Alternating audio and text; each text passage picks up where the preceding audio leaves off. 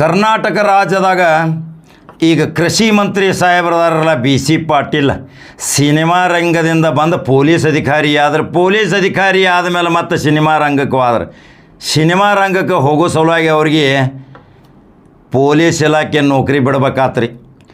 Police ಇಲಾಖೆ ನೌಕರಿ ಬಿಟ್ಟು ಸಿನಿಮಾ ಇಲಾಖೆದಾಗ ಹೋದ್ರೆ ಸಿನಿಮಾದಾಗ ಹೋದ ತಕ್ಷಣ ಮತ್ತೆ ಎಲ್ಲಿಯಾಗ ರಾಜಕೀಯ ಬಂದ ಮೇಲೆ ಶಾಸಕರಾದ ಮೇಲೆ ಸರ್ಕಾರ ಕೆಡುವ ಸಲುವಾಗಿ ಬಂಡಕೋರಾಗಿ ಬಾಂಬೆಗೆ ಜಿಗದ ಮೇಲೆ ಮತ್ತೆ ಇಲ್ಲಿ ಬಂದು ಒಳ ಒಪ್ಪಂದ ಮಾಡಿಕೊಂಡ ತಮ್ಮ ನಾಯಕನನ್ನೇ ಮರೆತು ಇವತ್ತು ಕೃಷಿ ಮಂತ್ರಿ ಆದಂಥ BC ಪಾಟೀಲ್ ಇನ್ನು ಮುಂದೆ ಸೋಲ್ತಾರೋ ಗೆಲ್ತಾರೋ ಹಿರೇಕೆರರು ಮತದಾರ ಹೇಳ್ಬೇಕಲ್ಲಿ. ಯಾಕಂದ್ರೆ ಅಲ್ಲಿ ಬಣಕಾರ ಸಾಹೇಬರು ಬಂದಾರೀಗ ಕಾಂಗ್ರೆಸ್ ಜೆಂಡಾ ಹಿಡ್ಕೊಂಡ. ಬಣಕಾರ ಸಣ್ಣ ವ್ಯಕ್ತಿ ಅಲ್ಲ, ಸಾಮಾನ್ಯ ವ್ಯಕ್ತಿ ಅಲ್ಲ. BC ಪಾಟೀಲ್ರನ್ನು ಯಾವುದೇ ಪರಿಸ್ಥಿತಿಯಲ್ಲಿ ಶತಾಯ ಸೋಲ್ಸೋ ಸಲುವಾಗಿ ಇನ್ನು ಬಣಕಾರ ಸಾಹೇಬರು ಬಂದಾರ ಅಂದಮೇಲೆ ಇನ್ನು ಜಿದ್ದಿನ ಫೈಟ್ ಆಗೋದು ಹಿರೇಕೆರೂರು ಮತದಾರ ಕ್ಷೇತ್ರ. ಯಾಕಂದರೆ ಹಿರೇಕೆರೂರು ವಿಧಾನಸಭಾ ಕ್ಷೇತ್ರ ಯಾವಾಗಲೂ ರಣರಂಗ ತೋರಿಸಿತ್ತು. ಗಾಯವಾಗಿ ಬಾಂಬೆದಾಗ ಅಡಿ ಕೂತಿದ್ರು. ಆದರೆ ಮಂತ್ರಿ ಸ್ಥಾನ ಕೊಟ್ಟಂಥ ನಾಯಕನನ್ನು ಮರೆತಂಥ ಈ BC ಪಾಟೀಲ್ ಮುಂದೆ ಏನು ಕಾದೈತಿ ಅವ್ರದ್ದು ಇನ್ನೇನು ಠೇವಣಿ ಉಳಿತೈತೋ ಠೇವಣಿ ಹೋಗೈತೋ ಏನು ಮತ್ತೆ ಗೆದ್ದು ಮತ್ತೆ ಮೀಸಿ ತುರ್ಕೊತ್ತೇನು ವಿಧಾನಸಭಾ ಪ್ರವೇಶ ಮಾಡ್ತಾರೆ ರೀ. ಕೃಷಿ ಇಲಾಖೆ ಕರ್ನಾಟಕ ರಾಜ್ಯದ ಭಾಳ ಮಹತ್ವವಾದ ಖಾತೆ ರೀ. ನೋಡ್ರಲ್ಲಿ ಸಹಾಯಕ ನಿರ್ದೇಶಕರ ಜಂಟಿ ನಿರ್ದೇಶಕರ ಕೋಟ್ಯಾಂತರ ರೂಪಾಯಿ ವ್ಯವಹಾರಗಳು ಮಾಡ್ಯಾರ. ಕೋಟಿ ಗಂಟಲೆ ಅಲ್ಲಿ ಹಣ ಲೂಟಿ ಆಗೈತಿ. ಅದಕ್ಕೆ BC ಪಾಟೀಲ್ ಸಾಹೇಬ್ರು ಏನು ಆ್ಯಕ್ಷನ್ ತೊಗೊಂಡಿರಿ?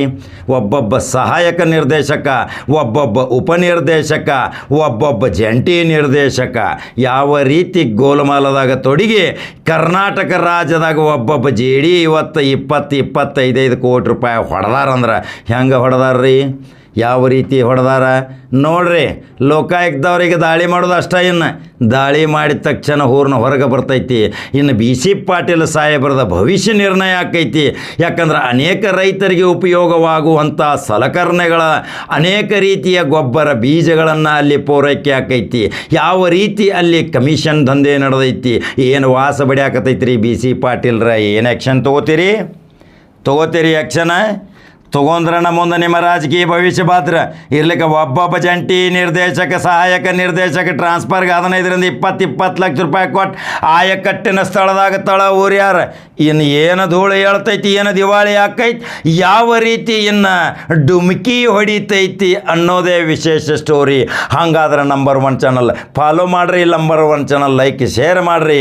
ಮತ್ತು ಕರ್ನಾಟಕ ರಾಜ್ಯಾದ್ಯಂತ ಯಾವ ಕ್ಷೇತ್ರದಲ್ಲಿ ಯಾರು ಶಾಸಕರಾಗ್ತಾರ, ಯಾರು ಸೋಲ್ತಾರ, ಎಷ್ಟು ಮತಗಳ ಅಂತರದಿಂದ ಡುಮ್ಕಿ ಹೊಡಿತಾರ ಅನ್ನೋದಕ್ಕಾದ ಹೇಳ್ತೀನಿ. ನೀವು ನಿರೀಕ್ಷೆ ಮಾಡ್ಕೋತ ಹೋಗ್ರಿ. ನಂಬರ್ 1 ಚಾನಲ್ ಯಾವಾಗಲೂ ನೋಡ್ಕೋತ ಹೋಗ್ರಿ. ಕರ್ನಾಟಕ ರಾಜ್ಯದಾಗ ಕೋಟ್ಯಾಂತರ ವೀಕ್ಷಕರನ್ನು ಹೊಂದಿ ನೀವು ಭಾಳ ಮೆಚ್ಚುಗೆ ವ್ಯಕ್ತಪಡಿಸಿರಿ, ಶಬ್ಬಾಸ್ಗಿರಿ ಕೊಟ್ಟಿರಿ, ಒಳ್ಳೊಳ್ಳೆ ಸುದ್ದಿ ಹೇಳಕ್ಕೆ ನೀವು ನಮಗೆ ಸಪೋರ್ಟ್ ಮಾಡಾಕತ್ತೀರಿ.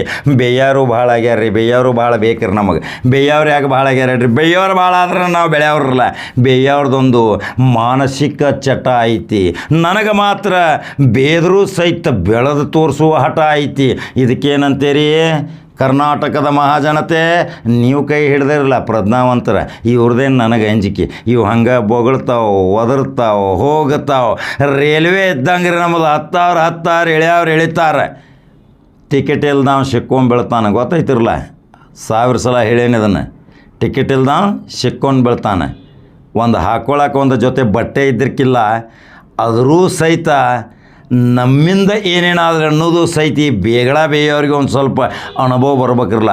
ಏನು ಕಾಯಕದ ಕೆಲಸ ಐತಿ, ಯಾವ ಕಾಯಕದ ಕೆಲಸ ಏನು ನಡೆದೈತೆ ಅನ್ನೋದು ಕೂಲಂಕುಷವಾಗಿ ಪರಿಶೀಲನೆ ಮಾಡಿ ಟಿಪ್ಪಣಿ ಮಾಡಬೇಕು.